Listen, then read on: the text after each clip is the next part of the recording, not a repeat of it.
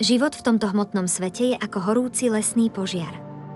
Nikto nejde do lesa požiar založiť, ale oheň sa napriek tomu vznieti. Každý chce byť v hmotnom svete šťastný, avšak utrpenie hmotného života stále rastie.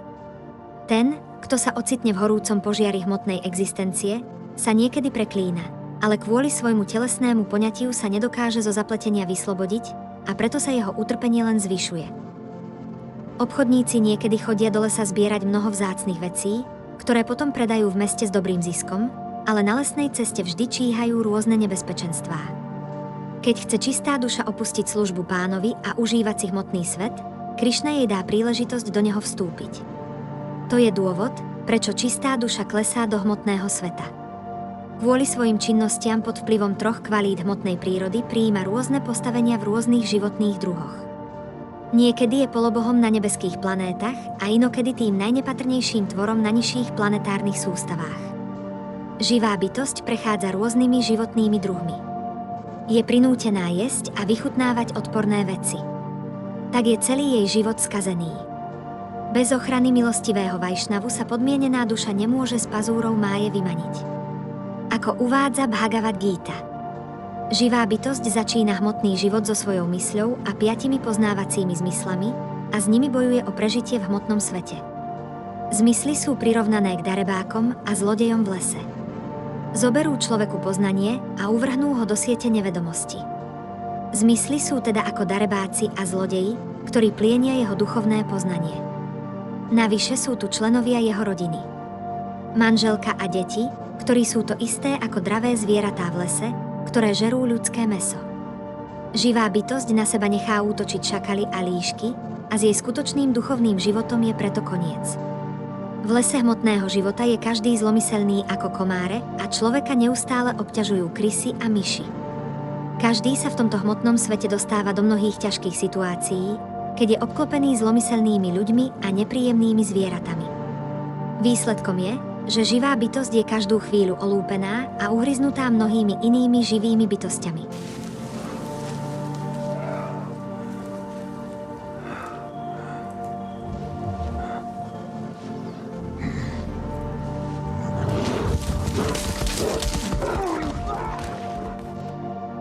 Napriek všetkým týmto nepríjemnostiam sa však nechce vzdať svojho rodinného života a pokračuje so svojimi plodonosnými činnosťami v snahe dosiahnuť šťastie v budúcnosti. Tak sa čoraz viac zaplieta do výsledkov karmy a je preto nútená konať bezbožne. Jej svedkami sú nebeské oči. Aj polobohovia sú svedkami, ale podmienená duša si myslí, že jej pokusy o uspokojovanie zmyslov nikto nevidí. Niekedy, keď je odhalená, sa dočasne všetkého zriekne, ale kvôli veľkej pripútanosti k telu svoje odriekanie zanechá skôr, než stačí dosiahnuť dokonalosť. V tomto hmotnom svete je mnoho zlomyselných ľudí. Je tu vláda vymáhajúca dane, ktorá je prirovnaná k sove, a neviditeľný hmyz, ktorý vydáva neznesiteľné zvuky. Predstavitelia hmotnej prírody podmienenú dušu veľmi súžujú, ale jej inteligencia je stratená vplyvom nežiaducej spoločnosti.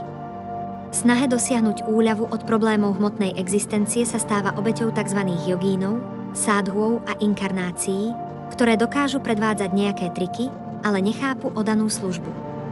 Niekedy je podmienená duša pripravená o všetky peniaze a preto sa správa hrubo k členom svojej rodiny. V tomto hmotnom svete nie je ani štipka skutočného šťastia, po ktorom podmienená duša túži život za životom. Vládni úradníci sú ako mäsožraví rakšási, ktorí vyberajú vysoké dane na udržiavanie vlády. Tieto dane ťažko pracujúcu podmienenú dušu veľmi trápia. Cesta plodonosných činností vedie k ťažko prístupným horám a podmienená duša chce niekedy tieto hory zdolať. Nikdy však neúspeje a preto je čoraz viac zarmútená a sklamaná. Keď sa dostáva do hmotných a finančných ťažkostí, je zbytočne zlá na svoju rodinu. V hmotnom podmienení existujú 4 základné potreby, z ktorých spánok je prirovnaný k pytónovi. Keď podmienená duša spí, celkom zabúda na svoju skutočnú existenciu a necíti utrpenie hmotného života. Niekedy potrebuje peniaze a preto kradne a podvádza, aj keď sa zdanlivo stretáva s odanými za účelom duchovného pokroku. Jej jedinou úlohou je dostať sa zo zajatia máje, ale kvôli nesprávnemu vedeniu sa čoraz viac zaplieta do hmotného konania. Tento hmotný svet je len zdrojom problémov a skladá sa zo súženia v podobe šťastia, nešťastia, pripútanosti, nepriateľstva a závisti. Z celkového pohľadu je iba skúsenosťou utrpenia. Keď kvôli pripútanosti k manželke a sexu človek stráca svoju inteligenciu, celé jeho vedomie sa znečistí. Myslí potom len na spoločnosť žien. Časový faktor, ktorý je ako had, ukrajuje zo života každému, pánovi Brahmovi i nepatrnému mravcovi. Niekedy sa podmienená duša snaží zachrániť pred neúprosným časom a preto prijíma útočisko u nejakého falošného spasiteľa. Ten však bohužiaľ nedokáže spasiť ani sám seba. Ako by potom mohol ochrániť druhých? Falošní spasitelia sa nestarajú o pravé poznanie prijaté od kvalifikovaných bráhmanov a z védskych zdrojov. Ich jedinou činnosťou je holdovať sexu a odporúčať sexuálnu slobodu dokonca aj vdovám. Sú preto ako opice v lese. Takto vysvetľuje Šríla Šukadeva Gosvámi Maharádžovi Parikšítovi hmotný les a ťažkú cestu, ktorá ním vedie. In a word, Brian, what is this job all about? Fire.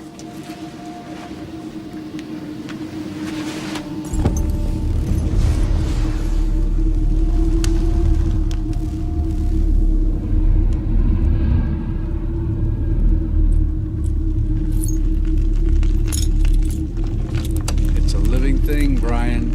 It breathes, it eats. And it hates. The only way to beat it is to think like it. To know that this flame will spread this way across the door and up across the ceiling, not because of the physics of flammable liquids, but because it wants to. Some guys on this job, fire owns them. Makes them fight it on its level. But the only way to truly kill it is to love it a little. Just like Ronald.